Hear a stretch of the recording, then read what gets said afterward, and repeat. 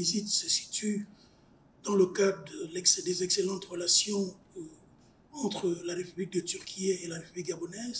relations qui datent désormais de près d'une quinzaine d'années. Et que pour cette première visite du président Oligui Nguema à Ankara puis à Istanbul, le président a répondu à une invitation, autant pour moi, du président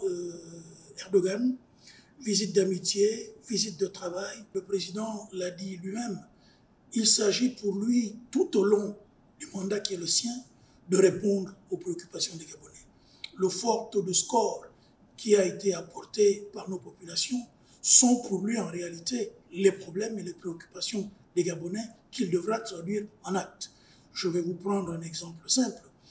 Tout au long de notre séjour, nous avons rencontré une série de grands industriels turcs qui exercent dans le domaine de l'élevage, dans le domaine de la pisciculture, et avec eux, nous avons vu dans quelle mesure il est possible de répondre immédiatement à la décision du gouvernement de ne plus importer un certain nombre d'aliments et voir avec les investisseurs turcs comment est-ce qu'on peut créer des industries locales dans les délais les meilleurs, c'est-à-dire au plus tard 2029, au plus tôt 2026. Il y a d'autres domaines tout aussi importants, celui de la défense, parce que vous le savez, notre pays est très souvent victime de la piraterie maritime et puis d'une forme d'immigration clandestine le long de nos côtes. Là aussi, la Turquie, qui est une puissance maritime à la fois asiatique et occidentale, nous sommes venus apprendre auprès des Turcs comment ils arrivaient à gérer ce genre de phénomène. Et puis, pourquoi pas, à travers les accords de défense signés, voir comment est-ce que nous pouvons acquérir du matériel de très haut niveau et de bonne facture qui pourrait nous permettre également de répondre à ce genre de préoccupations. La Turquie est une puissance du Sud. Et à ce titre, nous, Gabon, avons pour ambition de calquer les modèles de développement de la Turquie, parce que la Turquie est autonome sur beaucoup de domaines, autant pour moi, et donc il était important pour nous qu'on vienne voir comment est-ce qu'elle se comportait,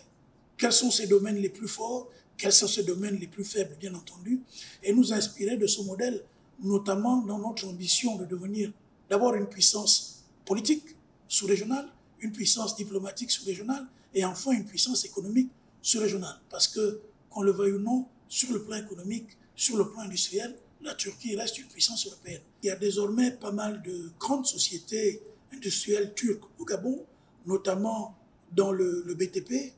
et il nous fallait, au-delà du cadre juridique, il fallait donner un cadre organisationnel à notre coopération. Et sur ce plan-là, il était important qu'avec les Turcs, nous, Gabon, amenions la FEG, la Fédération des entreprises gabonaises, voir comment travailler avec la partie turque pour concevoir ensemble un modèle de développement qui soit le nôtre et qui ne soit pas seulement un apport turc, mais un apport conjoint, gabono-turc, pour répondre aux préoccupations, aux aspirations tant politiques, économiques et de développement de notre pays. C'est un sentiment de satisfaction générale, parce que nous sommes dans